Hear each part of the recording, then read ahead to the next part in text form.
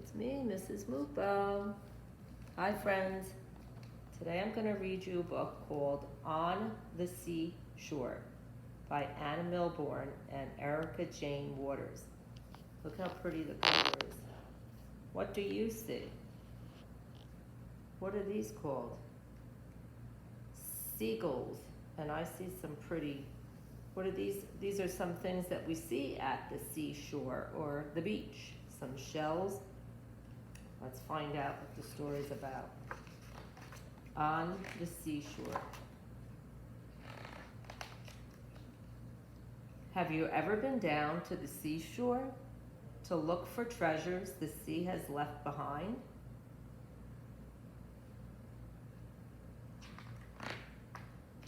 Sometimes there are trails of frilly seaweed. The seaweed is the green stuff. And lots of dainty shells scattered across the beach. And sometimes, hidden among the rocks, there's a pool of shimmering water. Do you collect shells at the beach? I see some pretty ones here. Nothing in the rock pool seems to move at first. But if you watch very closely, you might see two shiny eyes peering out of a small, grubby shell. Do you see the eyes? I see him. Looks like he's inside here. I see his eyes right there. It's a little hermit crab. He's very, very shy.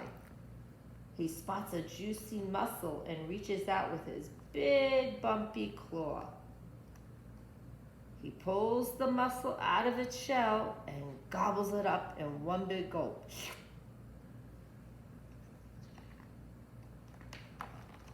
The hermit crab shares the rock pool with a spotty fish and 3 orange starfish. Let's count the starfish, boys and girls. 1, 2, and what's this one? What comes after 2? 3. Very good. And a pretty anemone. And this little guy, they usually like to hide on top of shells. And these little prickly things here, they grab their food. The anemone is sitting on a twirly shell. Looks like the hermit crab's a little scared. The twirly shell is bigger than the hermit crab shell. He feels inside it with his claws. There's no one living in there, so he heaves himself out of his old shell and tries the new one on. So now the hermit crab is in the bigger shell. Without his shell, the hermit crab looks soft and rather bare. So the hermit crab goes into the shell. It protects him. Suddenly, a seagull swoops out of the sky. It wants to eat him up. Quickly, the hermit crab dives into the twirly shell. The seagull tap, tap, taps on the shell. But it can't reach the hermit crab hiding inside. Look, he's really inside that shell. The only thing you can see is his eyes. So it flies away to find dinner somewhere else. The little hermit crab is safe. He drags his big new shell across the sand. With the pretty anemone sitting on top, he's hard to spot at the bottom of the pool.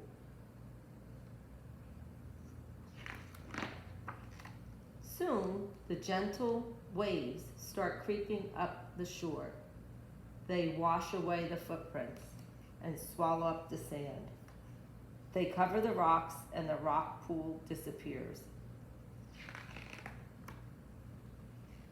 Under the waves, the spotty fish and the 2 shrimps. Here, this is shrimp. Maybe you have that for dinner sometimes. Are free to swim away. And the hermit crab clambers over the rocks. So he's walking and sets off to explore the deep blue sea. Maybe you'll find the hermit crab when the sea slips away again. Or maybe there'll be new treasures waiting to be found. So maybe if you go to the beach this summer, maybe you will find some pretty shells or some starfish, maybe some hermit crabs, and we usually see seagulls at the beach. All right, boys and girls, I hope you like this book, and I'll see you soon. Bye-bye.